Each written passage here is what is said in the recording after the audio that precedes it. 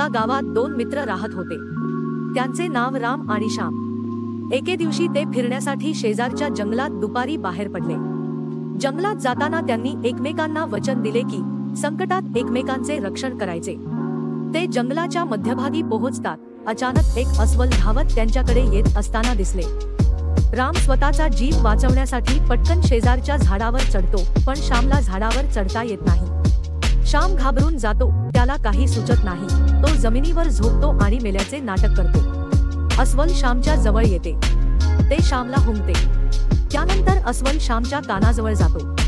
जणू काही अस्वल काहीतरी गुपित त्याच्या कानात सांगत आहे। श्याम भीतीने शांत पडून राहतो। थोड्या वेळाने अस्वलाला वाटते की श्याम मेलेला आहे, म्हणून ते तिथून निघून जातो।